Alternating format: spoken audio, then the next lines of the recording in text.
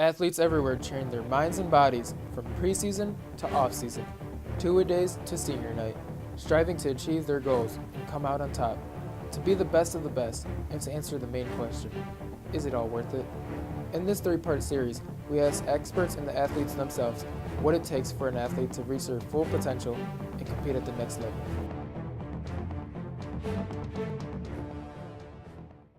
If there's no pressure, you're just mediocre. There's always people that doubt you, and there's always people that want to see you fail. Specialized training and taking proper supplements are only 2 blocks on the road to success. The third one is overcoming pressure, both internal and external. They're expecting a lot out of me, more than the average person or athlete. There's a ton of outside pressure. I feel the most with my parents because they expect so much out of me, and I feel like if I don't play well, I disappoint them, and I feel like they won't be proud of me. I put a lot of pressure on myself because I know the potential that I have, and I know that I have to practice a lot harder than I do to get to where I'm headed. The pressure comes in multiple forms. Some of it is positive and it adds motivation.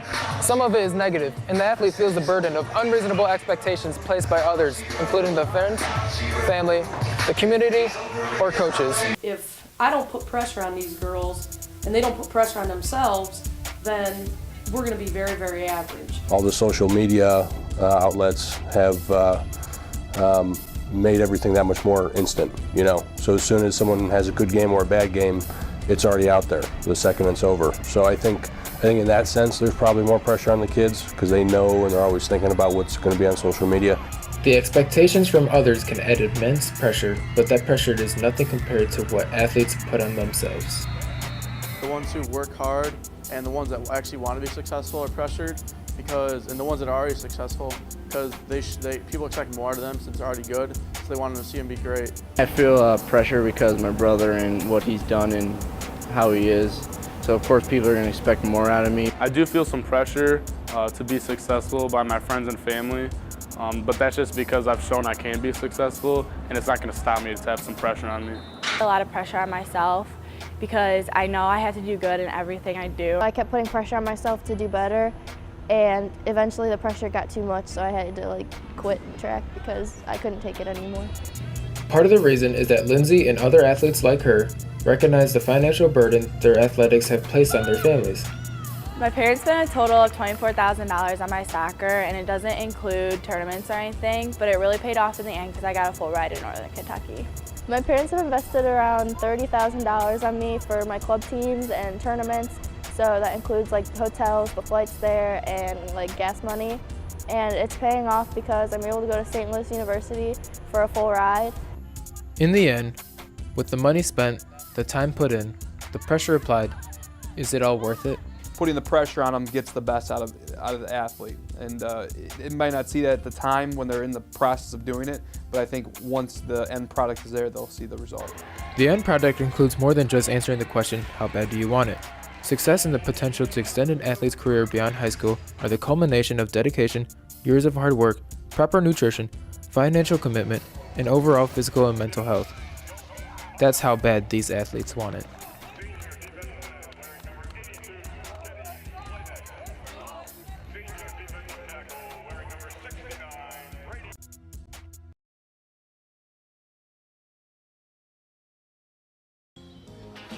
You play ball like a girl! To any baseball player, that is the biggest insult. But why is playing like a girl a bad thing?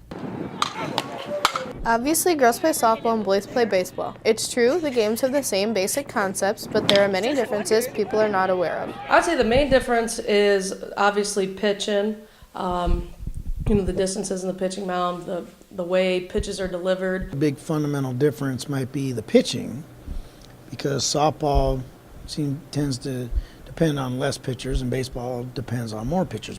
But those aren't the only differences. In softball, the ball's a lot bigger and a different color. Also, the mound is only 43 feet away. But in baseball, the mound is 60 feet and 6 inches away from home. That would be like pitching from first base on a softball field. That means a softball infield is only half the size of a baseball infield. First are the dimensions of the fields. Softball field being smaller than a baseball field. Not only are softball fields smaller, but the pitches that are thrown are very different than in baseball. In softball, some pitches are the fastball, changeup, rise ball, and curveball. In baseball, some pitches are the four-seam fastball, curveball, changeup, and two-seam fastball. Different pitches bring different difficulties to each batter. This brings up the question, is baseball or softball harder? I think softball is harder because I think the ball comes at the batter a lot faster and a lot quicker based off of distances. No time, no room for error in softball. So I would say softball's probably more difficult. But they aren't the only ones who think softball is harder. ESPN did a sports science study that concluded a 70-mile-per-hour fastball in softball reaches home plate in less time than a 100-mile-per-hour fastball in baseball. This means that a softball hitter has less time to react than a Major League Baseball player does. On the other side, baseball can be more difficult because the ball is much smaller and the pitches have more movement. Baseball would be harder because the ball is so small, which would make it hard to see. Softball could be harder because of the proximity and the closeness of the bases and the pitcher to the batter. Your reaction time has to be a lot faster as a hitter and as a defender in the field. Whether you think baseball or softball is harder, you should now have a new respect for each game. This is Sarah Miller for Steel News Live.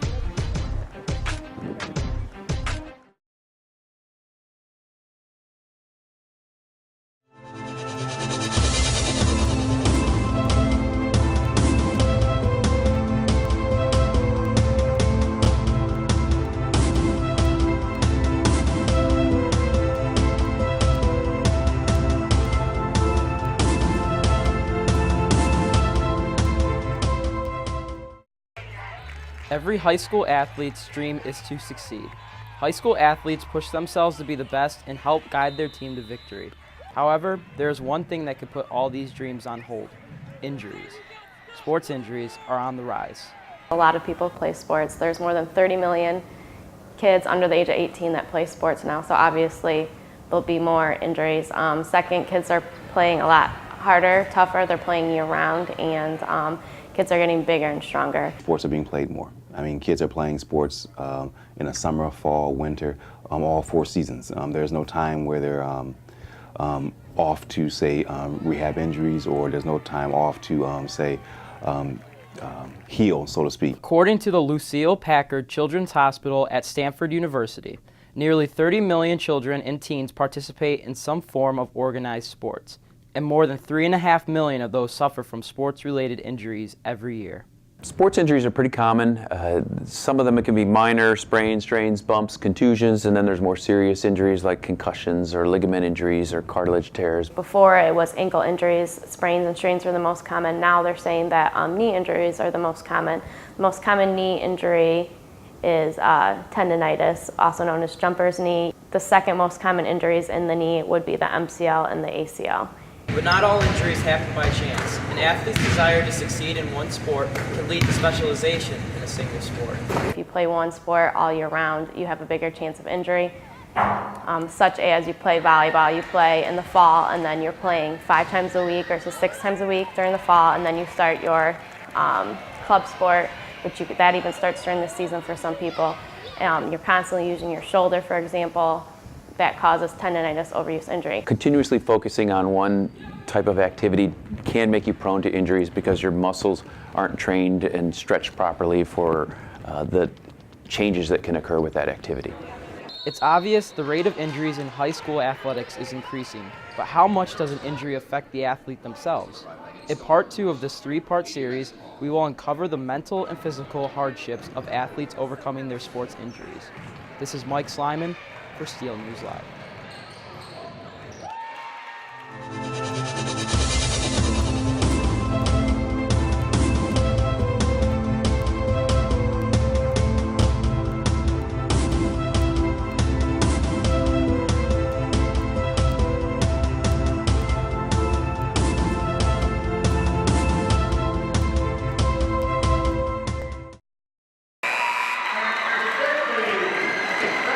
Every high school athlete's dream is to succeed.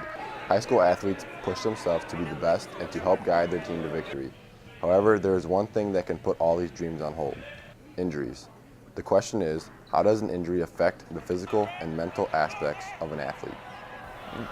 It's probably the worst feeling in the world, going out of that helmet, seeing that whole crowd and knowing that you don't even get to perform with the guys you grew up with. You wait so long to play and you work so hard, and when it's all just taken away from you in a matter of minutes. When athletes return from a sports-related injury, there are many obstacles they must face, physically and mentally. Physically, an athlete must be prepared to rehabilitate muscles affected by the injury. When I first went into therapy, I literally had barely any muscle on my left leg. I couldn't bend it. I couldn't just do the basic stuff that I was used to doing, like walking normally. And I mean, you really take for granted that range of motion and everything you can do before an injury.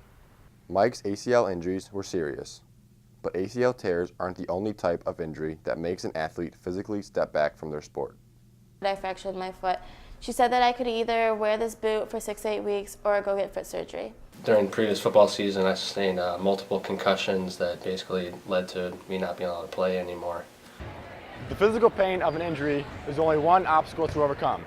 There's a mental adjustment that must occur when an athlete can no longer compete.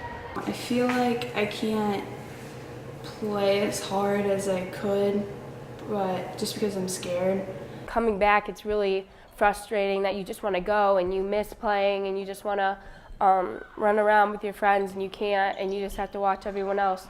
Mentally, athletes are not only scared of coming back and playing, but they also worry whether or not they can be as helpful to their teams after the injury as they were before they got injured. Just knowing that I can't be out there helping my teammate win, and it just sucks.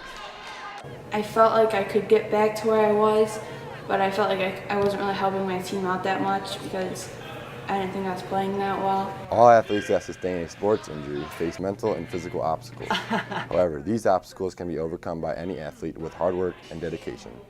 In part 3 of this 3-part series, we will examine how athletes can prevent sports injuries and what rehabilitation is like for athletes. This is Eric Lamb for Steel News Live.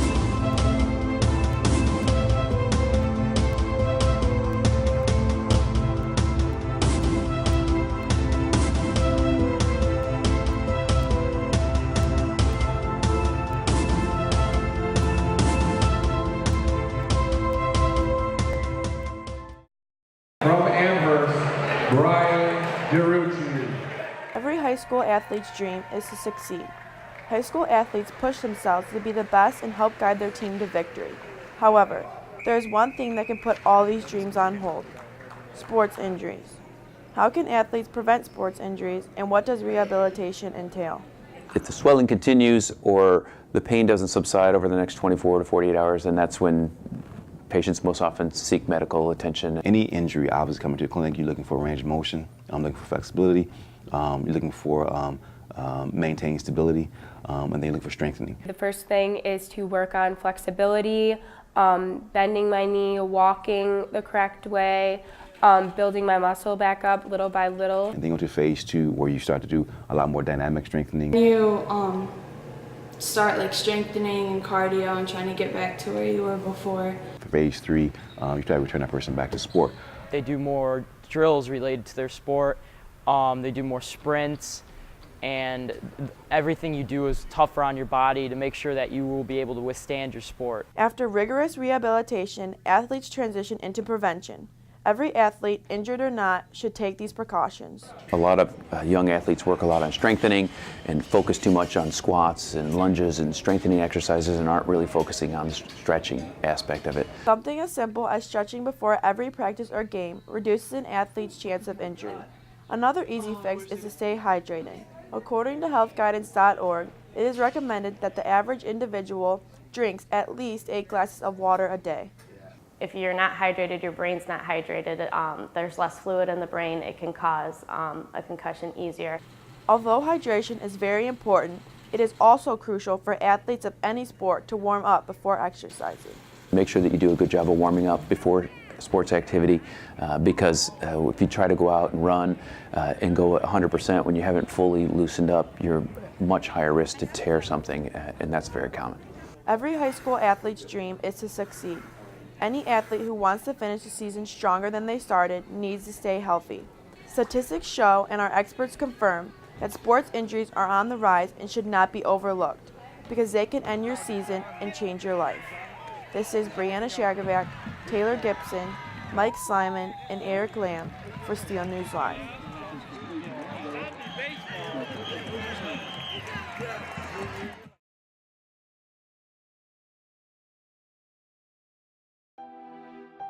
Tyler Mantin. Why does he do it? Senior Tyler Mantin loves basketball. It has been a major part of his life since he was in grade school. I've been playing basketball for as long as I can remember, and I actually started playing competitively at about 4th grade. Not just playing, but going to games, watching on TV, and I fell in love with the sport. A love that motivated Tyler to pursue his dreams of playing for the Comets. But things didn't go as planned. Tyler tried out for the team as a freshman and was cut, so he played CYO as a sophomore to improve his skills before getting cut again both his junior and senior years. But the bad news created another opportunity. The coaches, individually talked to a bunch of people, whether they didn't make it or you did or whatever. And when they called me in, right there in their office, coach asked me if I wanted to do this. This is being a student coach where he is still part of the team but isn't actually on the team. Basically, it's the best job because I do everything the team does. I'm at practice with them, ride the bus to games with them, sit on the bench. But I also do some of the odd jobs. I do some camera work and do the stats after the game, put them online. Tyler helps us out any way he can. Some games we might need someone to videotape at the game. During practice, I might need a 10th man. He just helps out any way he can. Which he didn't have to do. It would be understandable if Tyler walked away after being cut 3 times, but there was something inside of him that kept him around despite the setbacks. So I love basketball. It's part of my life. I'm watching it on TV, going to games, doing this, playing it. I love the game. Tyler's been really dedicated to the program. He's been to every open gym. He's been to all the weight room workouts. He's been to our summer league, played summer league. He played in our shootout with us. He's just one of those guys that loves basketball. Which is evident by Tyler's willingness to do anything to help the team. As a result, this isn't a typical relationship between a player and team manager. Instead, a mutual respect and friendship has formed. I love the team. These guys are like my brothers. We're family. I have a lot of fun with them. Tyler Mantin's a great asset to the team. He comes to every practice, even the morning ones. He helps with the drills and helps the team get better, and he just supports the Comets. Yeah, we really enjoy having Tyler a part of the team. He does all the things that you may not see that the players do, but he's always behind the scenes helping us out, whether it's with film or helping us get ready for practice every day. So he definitely helps us out, and we love having him on the team. Even though he didn't make the team, he's still part of the family. We care about him. He's nice to have. Players dream of playing basketball in college. Tyler also hopes to utilize his knowledge and skills after high school and maintain a long-term connection to the game he loves. I do hope to keep basketball a big part of my life, whether it's playing somewhere or I have considered the possibility of being, starting to get into coaching. I definitely want to keep it in my life. I think you do great, especially, now with being around and seeing how practices are run. Doing film helps me a lot too, because you get to see a lot of things, that you might not get to see while you're playing the game. Because being a good coach, you have to want to be around the game a lot because it becomes part of your life. Tyler Mantin, student coach of the Comet basketball team, and now you know why he does it. This is Anthony Eliopoulos for Steel News Live.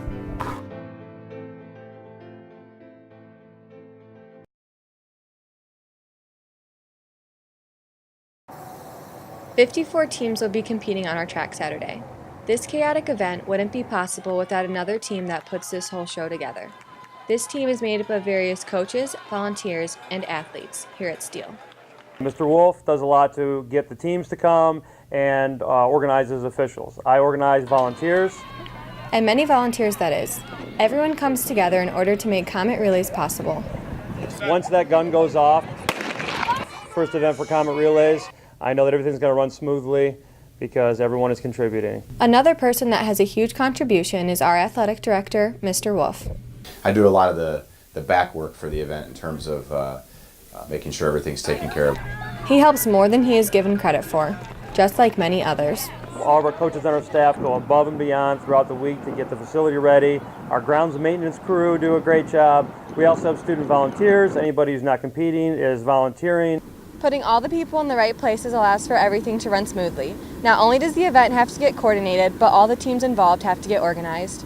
We have 54 spots. We bring in 27 girls teams, 27 boys teams. The reason so many teams are eager to participate in this elite meet is because of the fierce competition. Everyone knows that we're going to have so many teams here. It's a very, very big meet, and they're going to be pushed on to some great competition. You know, it is a very, very competitive event because of the teams that come. Every athlete has been training their hardest and is excited for this meet on Saturday. I'm looking forward to the competition we will be seeing at Comet Relays.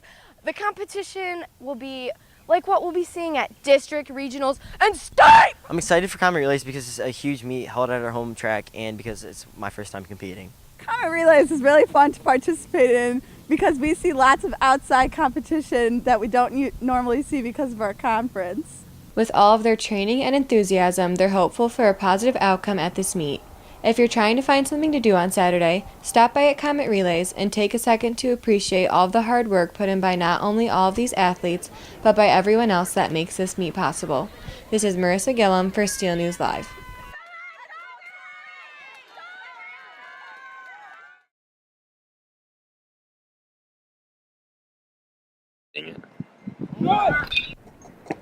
Here at Steel, our best athletes compete every day to help carry their teams to victory. But what's it like to be up against them? Today, I find out. This is a 33. It's a 33-inch bat, too, and I'm not even close.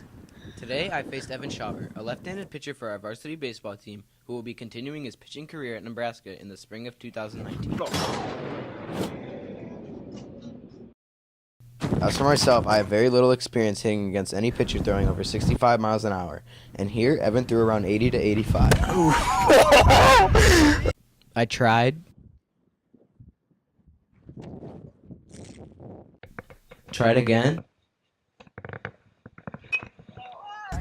Just throw it right down the middle, dude.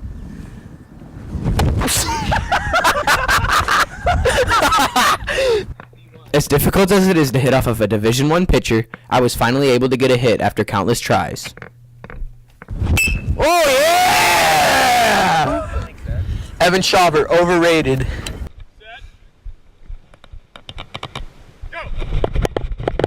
After I finally got a hit off of a Division I pitcher, I decided to move on to track.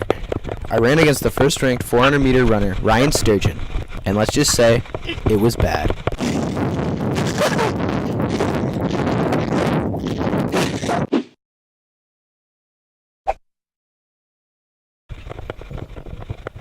Ryan finished with a time around a minute. I finished with a time around 1 minute and 20 seconds.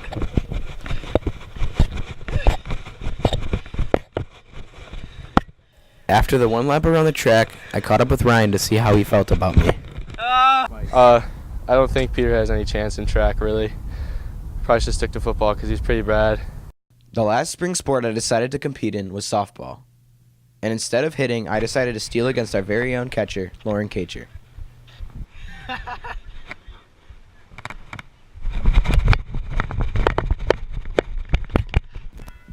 I attempted around 7 steals and made it safe twice.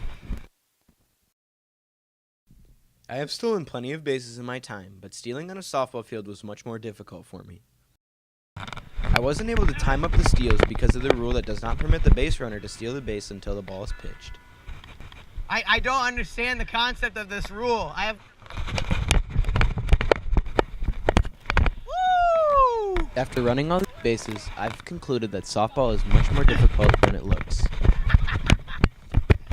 The size of the field and the base running rules makes it a lot more difficult to steal bases in softball than it does in baseball.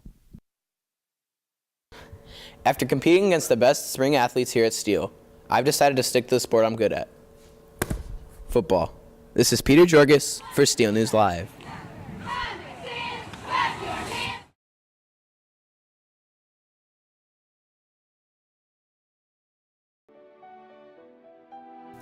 Jake Walters. Why does he do it? I just remember looking up at the scoreboard and, everything was just moving around. I kind of looked over to Matt Ebon on the sidelines and I said, I'm done, I'm out for this game. kind of knew my season was over right then and there. Not just his season, but a concussion Jake Walters suffered during his sophomore year ended his career playing football as a Comet. But Jake wasn't ready to say goodbye to the team, and the team wasn't ready to say goodbye to Jake. Obviously, stuff didn't go as planned for Jake. Because of that, though, he had a strong will to keep working, continue to work with the team. I had multiple calls from different players, including Matt, that asked if I was going to come back and asked if I would come back and help because they loved having me around. And I told him, and I came to Matt and I told him, I was like, I definitely want to come back. I definitely want to help out. I enjoy what I'm doing, and I enjoy learning and helping these kids, and I love being with my teammates, and it's like a big family. Jake Walters, the football player, soon became Jake Walters, the student coach and team manager. I help fill up the water bottles before JV games. I pass out the jerseys. I pass out the pants. I go up to the board with the JV players every Saturday morning. You know, I go over special teams with them, try to help them out during our practices. I, teach them techniques and go with the younger guys and teach them everything that I know. So it's just about, helping out wherever I can. This didn't just develop a closer relationship with his former teammates, but gave the players a newfound respect for Jake. He doesn't have to be here. Nobody requires him to be here. He doesn't have to check his name in to be here, but he's here. And that's inspirational because I know there's things that we all don't want to do. People really look up to Jake for his commitment to the team. He works real hard even though he can't play, and people respect that and they listen to him, and he acts almost as like a coach. This transition from player to coach was not as smooth as Jake initially assumed. Coaching JV is a big difference in aspects of the game. You know how to play and you know all that aspect of the game, but coaching is a totally different aspect. There's so many more things that you have to know. A lot of people, I don't think, realize how much work and time and effort goes into that. With all of this work, not being able to play, and gaining no reward, why does he give so much of his spare time to the team? I think the biggest reason that I did stay was because of the team, and it's these guys that I've been with, since my 5th grade year. And I created a big brotherhood with these guys, and I love being with these guys, and I wouldn't want to be anywhere else but with them to finish off my junior and senior years. He just wanted to be part of the team, and it just shows the kind of character and commitment he has. He wants the kids around him to get better. He's not necessarily doing it for any glory or anything. He just wants the best for everyone else, and that's the kind of person that Jake is. He's going to be there.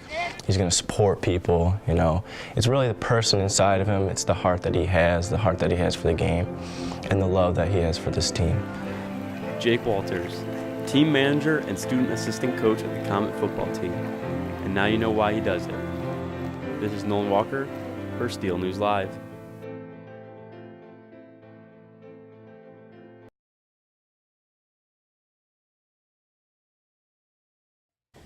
Hi. Oh, it's so nice to see you. This is not your typical hospital visit.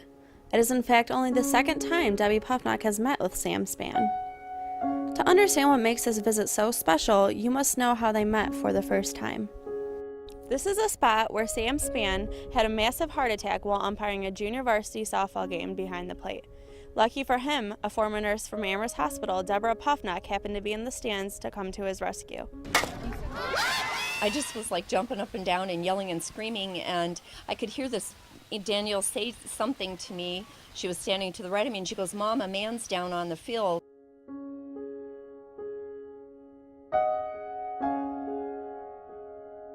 I saw him fall to the ground and my heart just dropped. I was up to bat, and the next thing I knew, he was on the ground. And everyone was running towards him. I was scared. I felt bad for him. Everyone was just kind of scrambling on what to do. Debbie and 2 other nurses could not find a way to get to him. After some time, they were finally able to reach Sam. And by the time I got there, he had passed out completely. He was on his back. He kept coming to and passing out, and his color was really getting bad. He had circumoral cyanosis, which is blueness around the lips, and he was very diaphoretic. He was soaking wet, sweaty. All the classic signs of a heart attack. Debbie knew this could be fatal. She then yelled to the crowd for an aspirin. Her daughter Danielle Zabo handed Debbie the small white pill that gave Sam a second chance at life. When you chew on an aspirin, your saliva mixes with the aspirin and it immediately goes into effect into the bloodstream, and it helps to thin the blood almost immediately. And the immediate thinning of Sam's blood is what kept him alive when even he thought he was going to die. There was a point in time when I realized that I probably had crossed over and was I was dead. I was looking for my mom and my dad.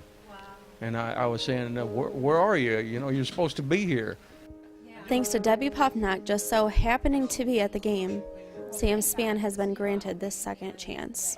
I'm just thankful to be here. The ability that she has and the knowledge that she has saved my life. Unfortunately, Sam's time was short-lived.